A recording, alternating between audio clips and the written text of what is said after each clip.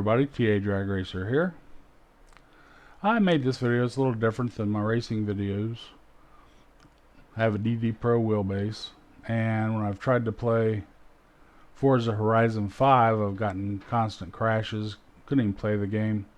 I have it on Xbox Series X plus on the PC. Both of them cause crashes when I use my wheelbase to try to play the game. It would play okay, it would go into some cutscenes and just crash. So on the forums there was a fix for that. They've upgraded a new driver. I installed it last night and I had issues. You also have to do a firmware upgrade, and that crashed, which can cause serious problems. So I'm going to show you the proper way you need to do it. I was able to fix it with help from documentation that they sent. So I want to go through it with you so you can see what you need to do.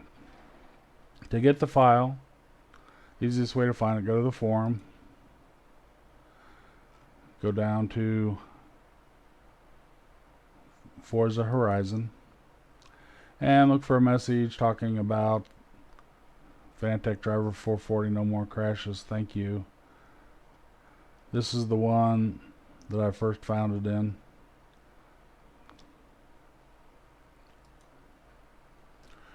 Once I got it installed last night, everything worked as intended. You see this gentleman reported the message to start, and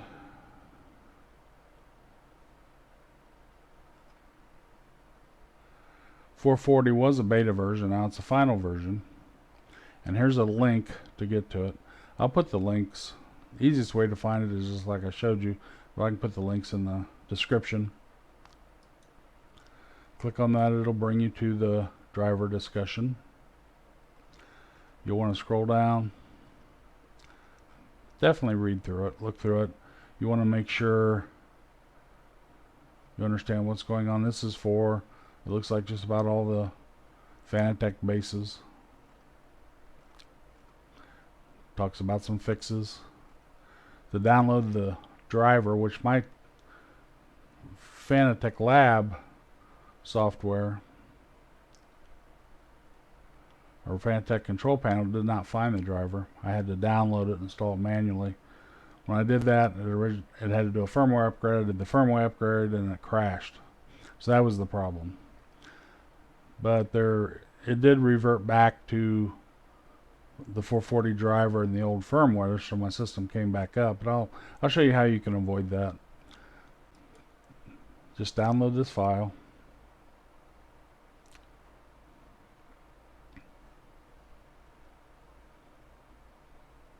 I've already downloaded it, but I'm going to do it again to show you. I'm not going to do the full install, but I'll show you what you need to do.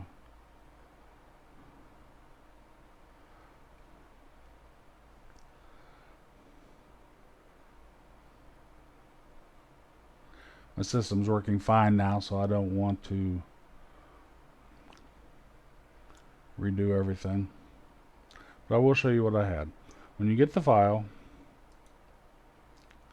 I have Windows 11. This is good for Windows 10 and Windows 11. I'm not sure about the other versions of Windows. I show in folder. You can get rid of this now. What I did, and it's probably already still on the desktop, it's right here. I drug this to the desktop. When you open it up, you need something that'll go into zip files. If you don't have that, you can go to the Windows Store and pick up software that will unzip files for you. Look at it. This is what you want, this folder. I drug it out over to here. You open this up. This has the driver in it and also some supporting documentation. You open that. Depends on how you have your view set. I originally had my view set to icons. It doesn't matter how you have it set. What you want to first do is look at this PDF. So you need something that will open PDFs. You can find that in the Microsoft Store as well. I would use Adobe, since that's the creator of the PDFs, and it works really fine once you get it installed. So, regardless of which view you got,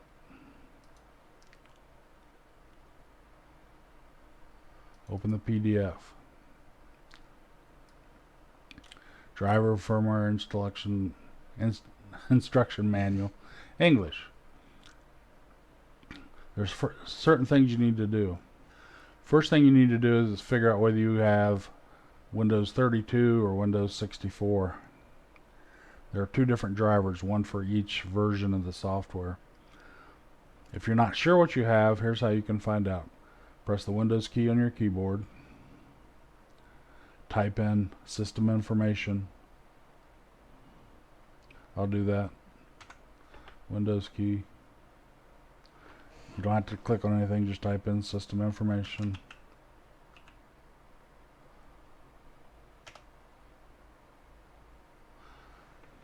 What that did, I went kind of quick.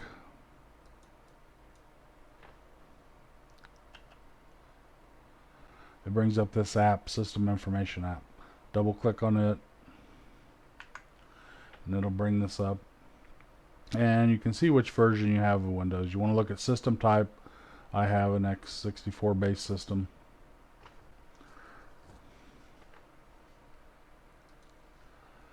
So then when you know which driver you have, you want to install it. But don't do that first. That's where I had my problems. I installed the driver. It installed fine.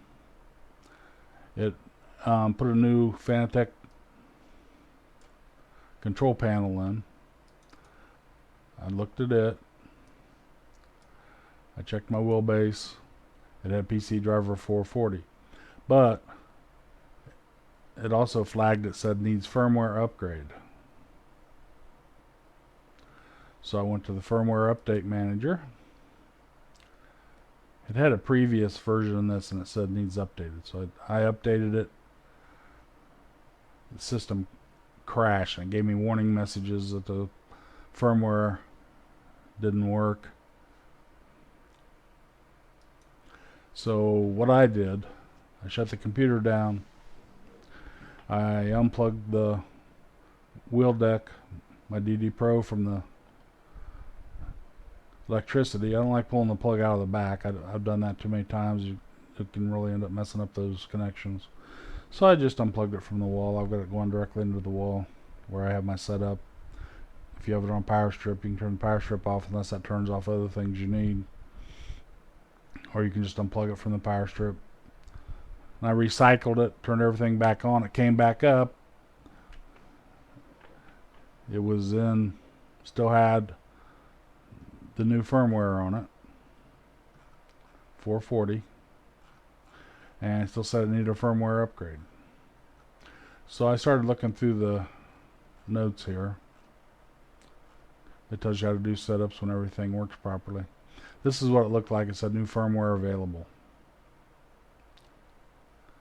What you should do, I followed these instructions, opened firmware manager. That's when I got my crash. Then it said look at troubleshooting. So I went down and looked at troubleshooting. What you want to do, I didn't have to do this. My system opened back up. Reverting to older firmware. I didn't revert, but this fixed it. So I would do this initially. You have your system up and running. It's working properly. You're on a previous version of 440. Press the Windows key. Type in apps and features.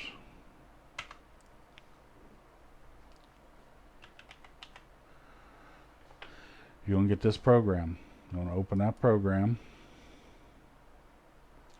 Scroll down till you find Fanatec. These are your drivers.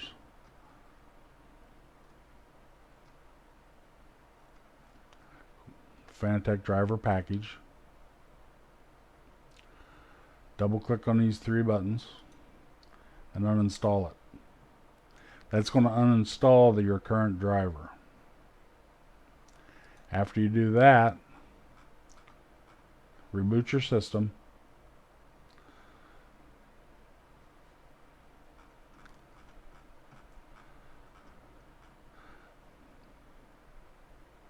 When you do that,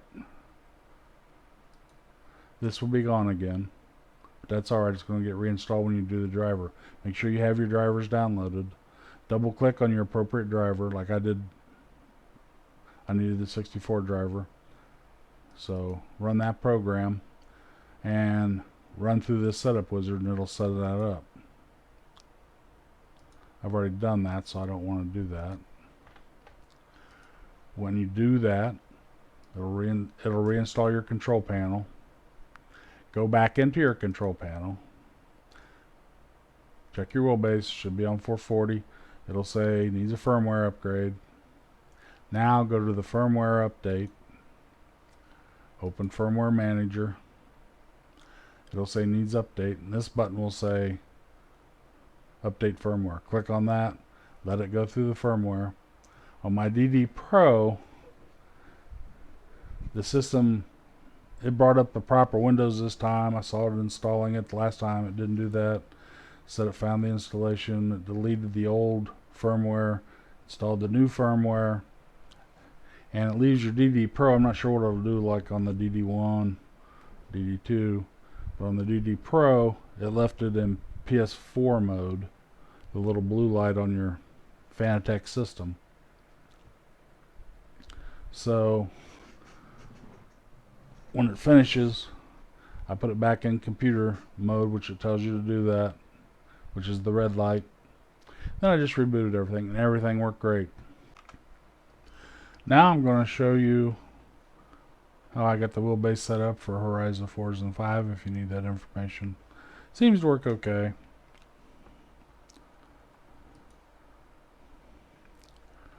Show you in here. Tuning menu. Always have advanced mode. I have it set up on system 4, setup 4. Maximum steering angle, auto.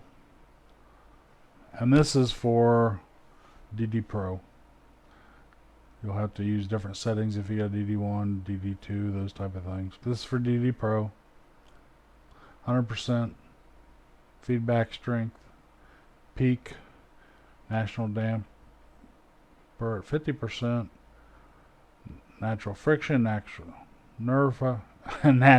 inertia off.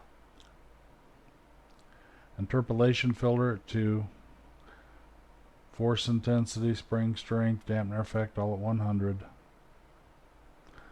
I just have this on auto. These are, you can set this stuff however you want. That's where I got my pedals set for this.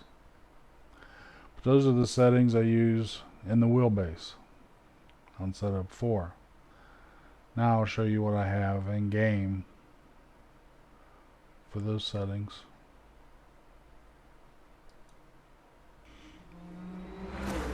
Okay, before you go into the game, I'm loading the PC version. Set your wheel deck to the yellow button for compatibility mode. If you're going to Xbox, put it on the green button. If you're going to PS4, the blue light.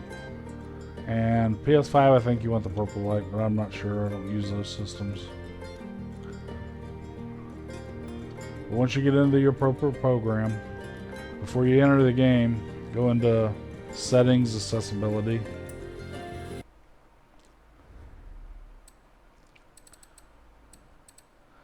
First, go to Controls. Change Input Mapping. For the PC, I just left, go to Wheel. PC, I just left it on this CSW 2.5 plus formula. I have the formula wheel. I have DD Pro 8 nanometer torque. But this system seemed to work as well as any of them. Some of the buttons didn't work quite like they need to. Most of them did. Accelerator, brake, shifting was fine. All that was fine. I could get to the menus. You tab through the menus. Anything you use RB for, you use the paddle shifters. I had to use, on my formula wheel, it's labeled, let me go look at it, RT, to get to the menus where I could go to the map, set those options. I use the joystick on the right to go between the options. To select them, I use A. The A X, Y, and B worked pretty much as intended. It wasn't perfect, but it worked. It was fine. I had no problem running the game. It was a lot of fun driving. So I would try that. There are other options in here if you have other ones. I may try those to see how the buttons are mapped. Maybe some of those of the buttons are mapped a little better. I'm not sure. But that's the one I'm using. When you get that on the Xbox, when you go to wheel, you're just going to see button mappings here. You're not going to see something that says layout formula wheel. You're just going to see button mappings. Don't change those either. They work fine on the Xbox. I don't know about the PS4, PS5. But on the Xbox, with the Xbox wheel, all the buttons worked as intended. My Xbox button at the bottom, the menu button, the back button, A, B, Y, X, they all worked as they should. Still use a little joystick to go between some of the options. But everything worked 100% on the Xbox. On here, a couple of them are a little different. You might be able to remap them. I'm not sure. But I got it working, so that's all I cared about. After you do that, save it. Then go back. Go to Advanced Controls. These are my PC settings. Don't worry about what's on the top for the most part. You can change all of it if you want, but the main settings for your force feedback, I have it set to 0.5. I started with 0.8, which was pretty good. But I was driving with one hand, using a 4-speed, 5-speed, H pattern shifter with the clutch. It was a little hard to steer with one hand. I could do it, but I put it down to 0.5 to make it a little easier. Didn't change any of these settings. They're at default. Most of these will default to 1. I'm not sure about steering sensitivity, but they may default to 1. The ones I changed is force feedback. I changed to 0.5. If I want to use the paddle shifters, I may go back up to 0.8. Road fill, I got it at 0.5. Off-road feel, I got it at 0.5. Steering sensitivity was set at 0.5. I don't know if I set that earlier or if that's the default. I'm not sure. But it's set at 0.5. Seems to be okay. When you get those set how you like them, you can go back and change them whenever you want. You can, if you don't have enough force feedback, go change this one. If you want to feel a little more road, change this one. If you want to feel a little more when you're off-road, change this one. You can move any direction you want. You can tailor it exactly how you want it. All these in here are like that. You may need to, I didn't have to set any dead zones or anything. All my pedals worked fine. My shifter worked fine.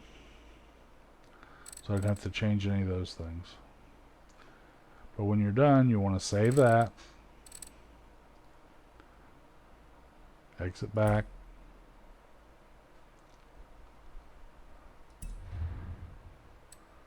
You may also want to go into difficulty. Set this how you want it. I left the anti-braking lock on. Put the steering to simulation. I left those on. You can turn them on, off, however you want. Right now I have manual with clutch. You can set that to manual. You can set it to automatic. I put it to automatic if I'm using the paddle shifters. Manual with clutch. You can set it to manual, you just don't have to use the clutch. But I enjoy using the clutch. I like with the H pattern shifter. You can set these to however you want them. But the main things I would set are simulation. That's really all you really need to set. Set this however you want it. Save that. Exit back. Go out and enjoy the game. I had no issues. On the Xbox, under advanced controls, they were a little different. I had them set up like this originally. This is on my, you don't change your wheelbase on my, my option 4 settings there. They stay the same here. But in game, I set it like this, and the force feedback wasn't very good. I ended up putting it clear up to 1.0. It helped, but it doesn't have nearly as much force feedback on the Xbox as it does on the PC. So the only difference I have in these settings, I have this set at 1.0 for the Xbox. You save it, go back the same way.